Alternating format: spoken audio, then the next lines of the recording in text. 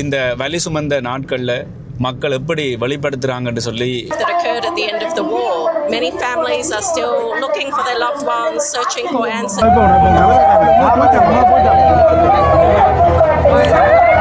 இப்போ உங்கள்ட்ட ஒரு முக்கியமான ஒரு கேள்வி ஒன்று கேட்க வேணும். இப்போ முள்ளிவாய்க்கால் கஞ்சியை பொறுத்த வரைக்கும் அது சிரட்டையில் வழங்கப்படுது. இது வந்து ஒரு சர்ச்சையாகவே இருக்கிறது.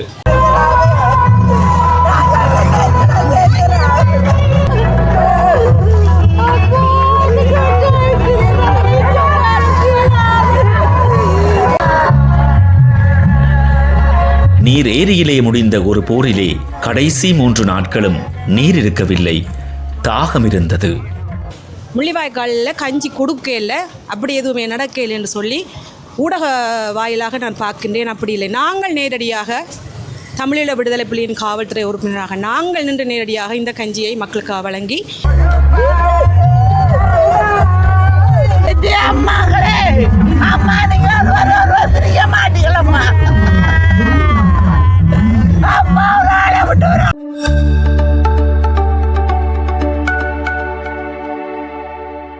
வணக்கம் அன்பு உள்ளங்களே, நான் ரஜீவன்.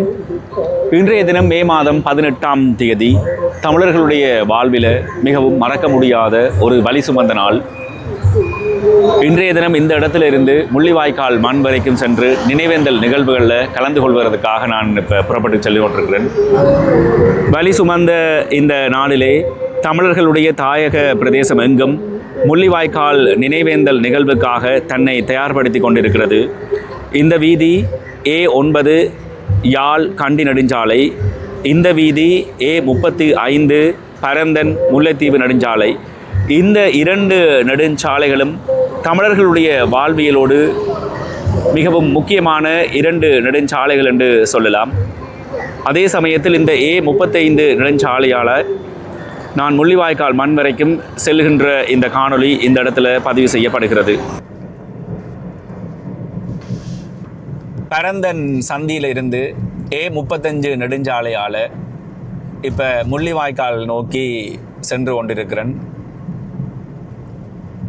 இந்த பரந்தன் சந்தியிலையும் முள்ளிவாய்க்கால் கஞ்சி வழங்குறதுக்குரிய ஏற்பாடுகள் இப்போ இந்த காலை வேளையில் நடந்து கொண்டிருக்கிறது.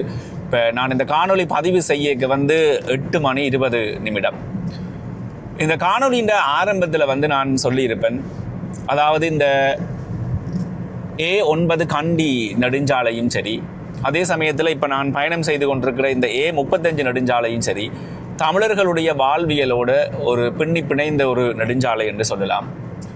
A9 எவ்வாறு முக்கியத்துவம் என்று உங்களுக்கு தெரியும். அதே போன்று இந்த A35 இறுதிக்கட்ட யுத்தம் நடைபெற்று கொண்டிருந்த காலத்தில் வன்னி பகுதியில் வசித்த மக்களுக்கு தெரியும் இந்த A35 எப்படிப்பட்ட ஒரு சாலை என்று சொல்லி. இப்போ இந்த சாலையால் ஒரு சாதாரணமாக நான் பயணம் செய்து போய்கொண்டிருக்கிறேன். ஆனால் இந்த சாலையை கடக்கிறதுக்கும் இந்த சாலையில் பயணம் செய்கிறதுக்கும் மக்கள் எவ்வளவு சிரமங்களையும் துன்பங்களையும் அனுபவித்திருப்பார்கள் என்று சொல்லி நினச்சி கூட பார்க்க முடியல. இந்த பாதையால் போகிக்க இடையில் வரக்கூடிய இடங்கள் என்று பார்த்தா, மிக முக்கியமான இடங்கள் என்று பார்த்தா, போர்க்கால சூழலில் அதிக அளவில் பாதிக்கப்பட்ட இடங்களே இந்த பாதை, அதாவது இந்த A35 இதில் துவங்கி பரந்தன் சந்தியிலிருந்து துவங்கி முள்ளிவாய்க்கால் செல்லும் வரைக்கும். இடையில் விஸ்வமடு வரை இருக்குது, புதுக்குடியிருப்பு வரை இருக்குது, வேறு சிறிய கிராமங்கள் வரை இருக்குது. இந்த இடத்துலையும் முள்ளிவாய்க்கால் கஞ்சி இப்போ வழங்கப்பட்டு கொண்டிருக்குது. குறிப்பாக ஆங்காங்கே முள்ளிவாய்க்கால் கஞ்சி வழங்கப்பட்டு கொண்டு தான் இருக்கிறது.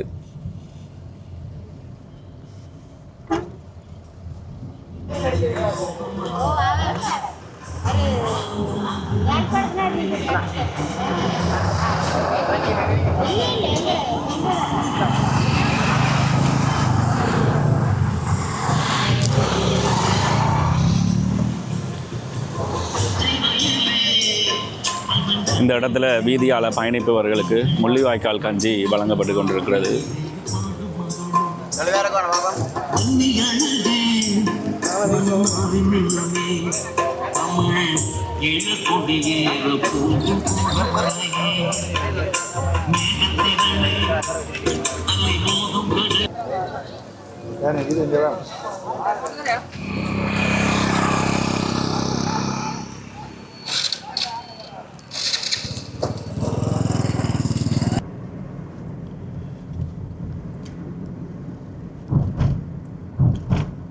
இந்த பாலம் உங்களுக்கு ஞாபகம் இருக்கும்.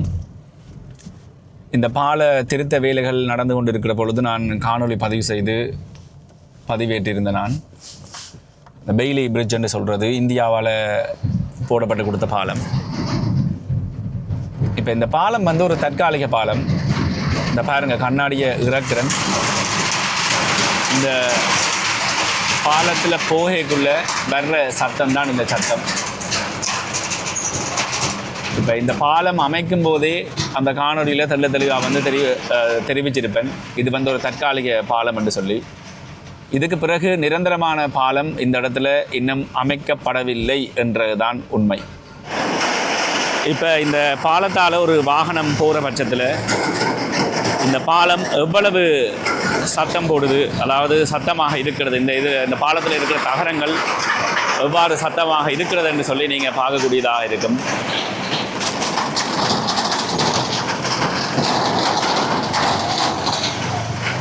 இந்த பாலத்தால், இந்த வீதியால் பயணிப்பவர்கள் இந்த பாலத்தின் நில குறித்தும் கொஞ்சம் கவனம் செலுத்த வேண்டும். காரணம் என்னென்னு சொன்னால், அதிக வேகமாக செல்கிற பட்சத்தில் விபத்துகள் நடக்க நிறைய வாய்ப்புகள் இருக்குது.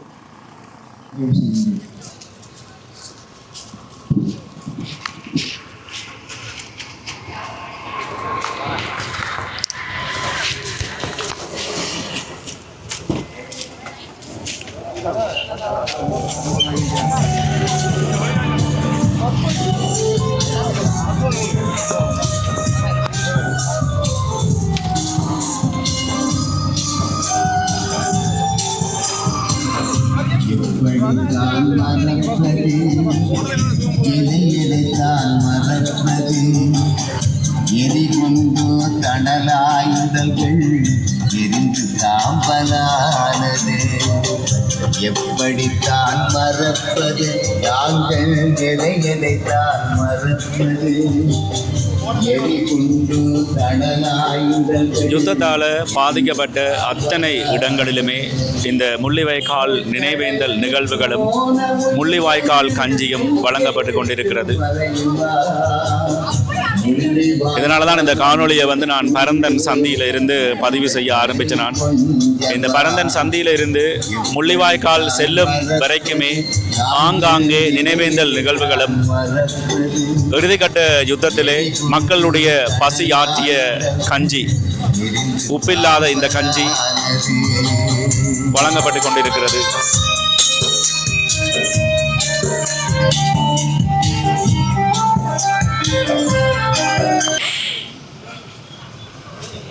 அக்கா ஏதாவது கதைப்பாவா? அதாவது இந்த இடத்துல தன்னுடைய பெற்றோர்கள் இருவரையுமே இழந்த ஒரு அக்கா தான் இந்த இடத்துல நிற்கிறா. அவளை வந்து என்னோட பேசவே முடியலை. கண்ணீரை தவிர அவளுடைய முகத்தில் இருந்து நான் வேறு எதையுமே இப்போ பார்க்கக்கூடியதாக இல்லை.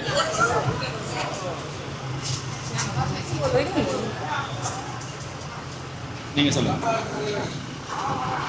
நான் தமிழீழ விடுதலை புலிகளின் காவல்துறையிலேயே 1995ஆம் ஆண்டிலிருந்து இடம்பெயர்ந்து செல்லும் வரை நான் கடமையில் இருந்தேன்.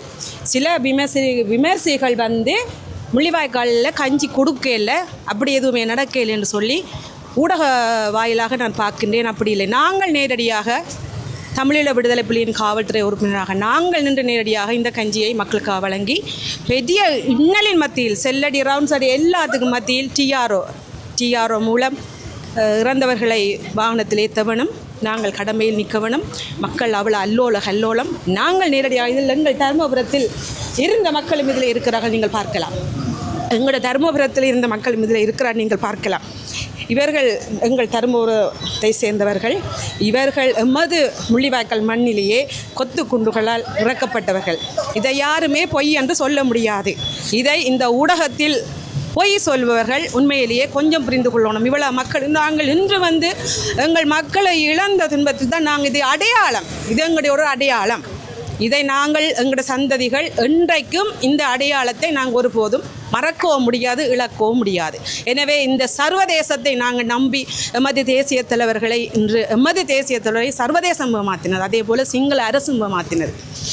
சர்வதேசத்தை நம்பியே எங்களோட மக்களை நாங்கள் இழந்தோம். இது இனி எங்களோட சந்ததியினும் இதை மறக்கக்கூடாது.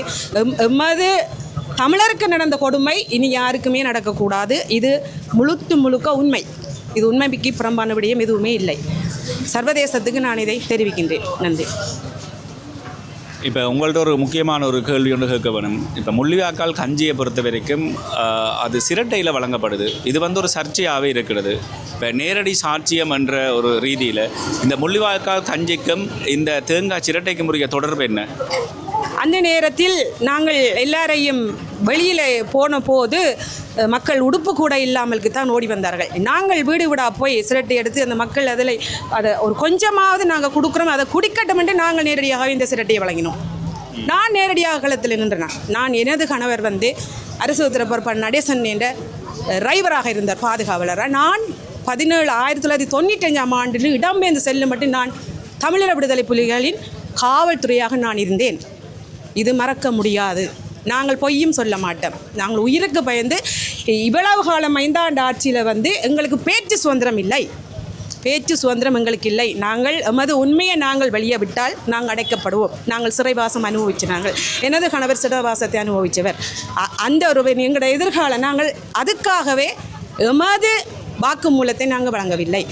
ஆனால் இது பொய் என்று சொல்கிறது எங்களால் அதை ஏற்க முடியவில்லை. அது ஆதங்கத்திலேயே நான் இது உண்மைக்கு புறம்பாக எங்களோட மக்கள் இவ்வளோ பேரும் இதை அடையாளத்தைப்படுத்தவில்லை. இது எங்களோட ஒரு அடையாளம். எங்களோட மக்களுக்கு தீர்வு வேணும். நீங்கள் இதிலேயே பார்க்கலாம். இது நான் நேரடியாக களத்தில் நின்றேன்.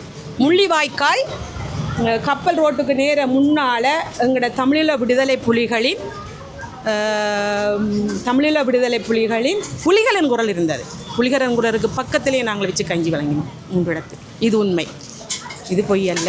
யுத்தத்தினுடைய வலியும் வேதனையும் இந்த வலி சுமந்த நாட்களில் மக்கள் எப்படி வெளிப்படுத்துகிறாங்கன்னு சொல்லி இந்த காணொளியில் அந்த அக்கா பேசும்போது நீங்கள் கேட்டிருப்பீங்க. 17 ஆண்டுகள் கடந்தும் அந்த வலி அப்படியே இருக்குது. அந்த முதல்ல அந்த கஞ்சி கொடுத்து கொண்டிருந்த அக்கா தான் அந்த தமிழில் விடுதலை புலிகளின் காவல்துறை என்று சொன்ன அக்கா இல்லை, இந்த மற்ற அக்கா முதல்ல ஆரம்பத்தில் என்னட்ட மைக்கை வாங்கி தான் 1-2 வார்த்தைகள் பேச வேணும் என்று சொல்லி வந்தவ. நான் கேமராவை வந்து அந்த ஒன் பண்ணி ரெக்கார்ட் பண்ண வெளிக்கிட்ட உடனேயே அவளை வந்து பேச முடியே இல்லை. பேச்சுகள் வந்து அவளோட வாயிலிருந்து எதுவுமே வரையில்லை. மாறா வந்து கண்ணீர் தான் வந்திருந்தது. அதாவது அந்த யுத்தத்தில் அவங்க வந்து தங்களுடைய தாய் தகப்பன் உட்பட பிள்ளைகளையும் இழந்திருக்கிறாங்க. அவங்க தான் இந்த தர்மபுர இளைஞர்களோடு சேர்ந்து இந்த இடத்துல அந்த கஞ்சியை வந்து வழங்கி கொண்டிருக்கிறாங்க. இப்படி இந்த போரால் பாதிக்கப்பட்ட போரிண்ட சாட்சியங்கள் நிறைய அங்கங்கே இருக்குது. இப்போ குறிப்பாக இந்த கஞ்சி கொடுக்குற இடத்துல மட்டும் இல்லாமல் இந்த இடம், இப்போ நாங்கள் விசுவமடுவை தாண்டிட்டேன், இந்த இடம் முழுவதுமே யுத்தத்தில் பாதிக்கப்பட்ட ஒரு இடம். இன்றைக்கு இப்படி இருக்குது, பார்க்க இவ்வளவு இதாக இருக்குது. இந்த வீதி வந்து மிகவும் மோசமான ஒரு வீதியாக காணப்பட்டது, பிணக்குவியல்களாக காணப்பட்டது.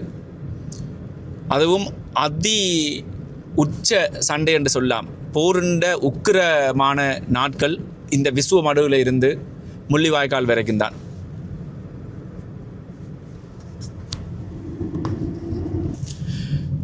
அடுத்ததாக விசுவமடுவிலையும் இதே முள்ளிவாய்க்கால் கஞ்சி இங்கே வழங்கப்பட்டு கொண்டிருக்கிறது. என்னுடைய கடந்த வருட காணொலியிலையும் இந்த விசுவமடு முள்ளிவாய்க்கால் கஞ்சி வழங்குகிற இடத்தை காணொலியாக பதிவு செய்திருந்தேன். நான் இந்த இடத்துலையும் 1-2 நிமிடங்கள் காணொலி பதிவு செய்து கொண்டு தொடர்ந்து முள்ளிவாய்க்காலை நோக்கி நான் பயணப்பட இருக்கிறேன்.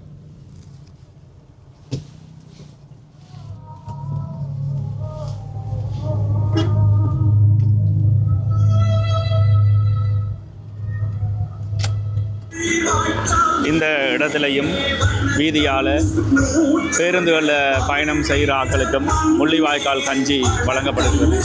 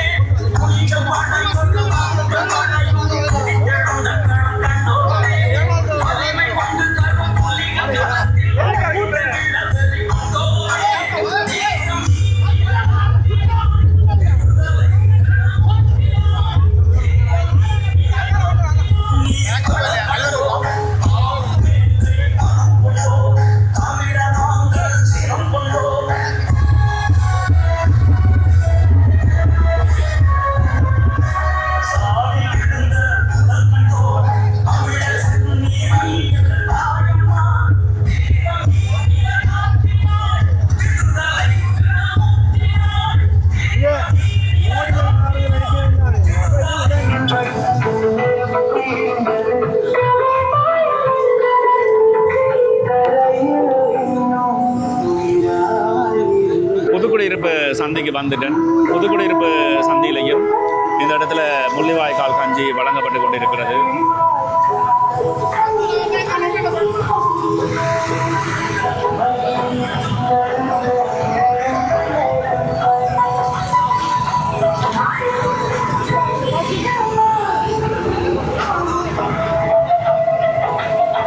நிறைவா முள்ளி வாய்க்காலுக்கு வந்துட்டேன்.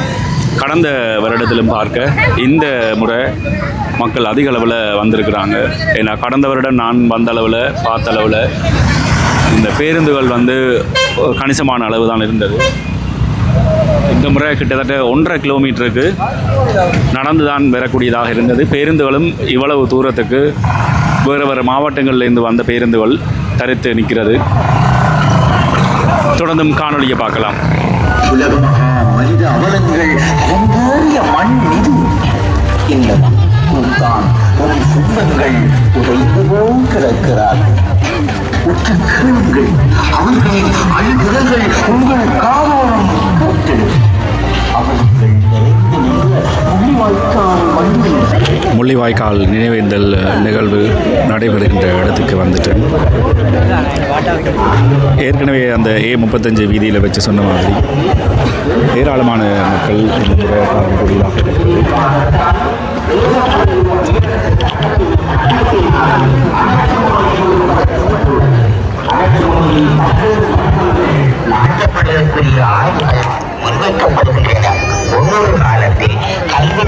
முள்ளிவாய்க்காலிலே உயிரிழந்த தங்களுடைய உறவினர்களுக்காக இங்கே நினைவேந்தல் விளக்குகளை ஏற்றுவதற்காக தயார் நிலையிலே உறவினர்கள் இருக்கிறார்.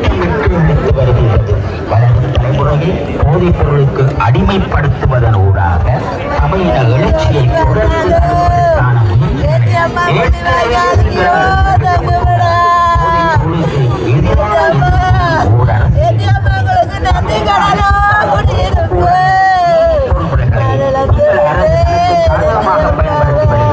இந்த வாதத்திற்கு எதிராக பேசுகின்ற அரசு பொதுமுறையின் அனைத்தையும் சிங்கள மீனவாதத்தை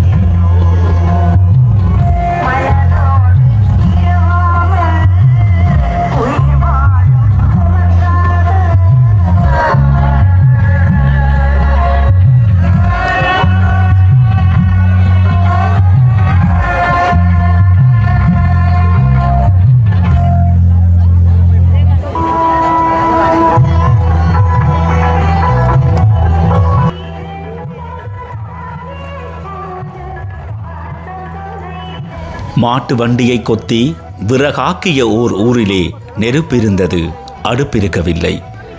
தென்னைகளாயிரம் பனைகளாயிரம் தோப்பாய் காய்த்த ஓர் கடற்கரையிலே கஞ்சி இருந்தது, அதில் பால் இருக்கவில்லை. மலத்துக்கும் பிணத்துக்கும் விலகி நடந்த ஒரு நெய்தல் நிலத்திலே கடல் இருந்தது, படகிருந்தது, மீன் இருக்கவில்லை. ஆலமிலை பாலையிலை பனையோலை தவிர பச்சையாய் இருந்த எல்லாவற்றையும் சமைத்த ஒரு ஊரிலே கஞ்சி இருந்தது, வாய்ப்பன் இருந்தது, பசி இருக்கவில்லை. நீரிலே தொடங்கி நீர் ஏரியிலே முடிந்த ஒரு போரிலே கடைசி 3 நாட்களும் நீர் இருக்கவில்லை, தாகம் இருந்தது. நீரிலே தொடங்கி நீர் ஏரியிலே முடிந்த ஒரு போரிலே கடைசி 3 நாட்களும் நீர் இருக்கவில்லை, தாகம் இருந்தது.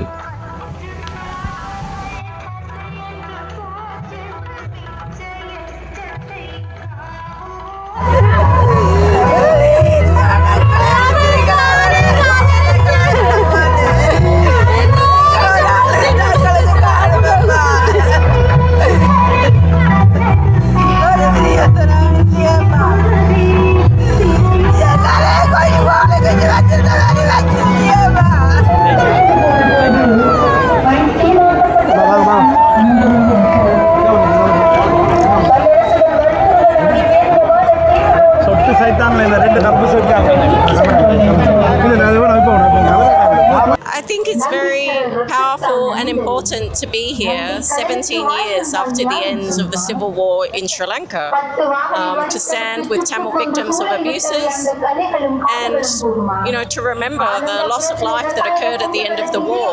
Many families are still looking for their loved ones, searching for answers, and there needs to be accountability for what happened during this conflict, and the perpetrators of war crimes should be held to account.